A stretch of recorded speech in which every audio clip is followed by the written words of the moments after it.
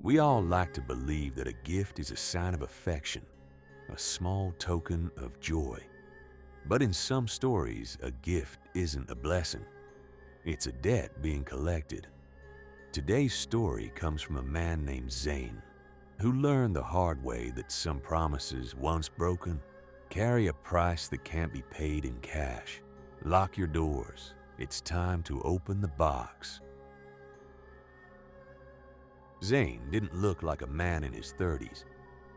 When he walked into my office to place a missing persons ad, he looked like a cactus that hadn't seen water in a decade, shriveled, grayish-green and hollow.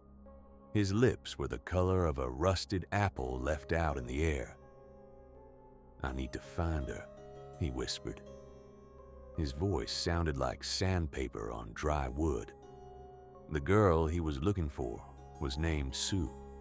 They grew up in a remote, ancient village, a place where families stayed for centuries, shielded by mountains and old traditions. Sue had sacrificed everything for Zane. She gave up her college dreams to work in factories just to pay for his tuition. Everyone in the village saw them as husband and wife. But success changed Zane. Once he graduated and climbed the corporate ladder in the city, he met the boss's daughter. She was polished, wealthy, and brilliant. Zane chose the upgrade. When he went back to the village to break it off, he expected a storm of screaming and tears. Instead, Sue was eerily calm. She just looked at him with those unreadable eyes and said, "On your wedding day, I'll send you a gift. And whenever I miss you, I'll keep sending them." Before she left the village forever, she handed him a small red wooden box under a pale, sickly moon. It was the exact size and shape of a funeral urn. She told him not to open it until his wedding day. Zane moved on. He married the rich girl, changed his name, and became a titan of industry. The red box was buried in a storage locker for years, until last summer, during a deep clean. Curiosity finally won. Zane pried the lid open. The box, which felt heavy in his hands, suddenly became light as a feather the moment it clicked open. It was empty, completely empty. But the second he closed the lid, the weight returned. Then the packages started arriving. Every few weeks, a new red box would appear on his doorstep. No return addressed. Just a note in Sue's handwriting. "I'm thinking of you." Zane tried to throw them away. He watched the garbage truck crush them and haul them to the landfill. But the next morning, he'd find them in his living room, neatly arranged on the floor. His wife started acting strange, too. One day, Zane caught her trying to shove her hand into one of the empty boxes, mumbling, "It's a perfect fit." Desperate, Zane placed the ad. That's when I met a man who knew Sue at the factory. He told me a bone-chilling truth. Sue was a reader. She knew everyone's darkest secrets just by looking at them. People hated her for it. A year ago, her body was found near the factory, neatly butchered into perfect cubes, though not a single drop of blood was found at the scene. And then, the killer detail. Her remains had vanished from the morgue shortly after. I tried to call Zane to warn him, but he answered with a voice full of joy.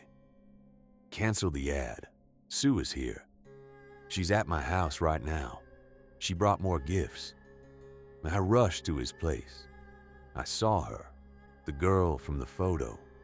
She sat on the sofa wearing a long-sleeve sweater and a scarf, smiling silently. She didn't speak. She just nodded. When she reached for her coffee, her sweater slid back. Around her wrist was a thin, jagged red line, as if her hand had been severed and glued back on. Then she unwound her scarf. A matching red line circled her neck like a choker. She looked at me, put a finger to her lips and whispered, Shh. I fainted. When I woke up, the house was empty. I found Zane's camcorder on the floor, still recording.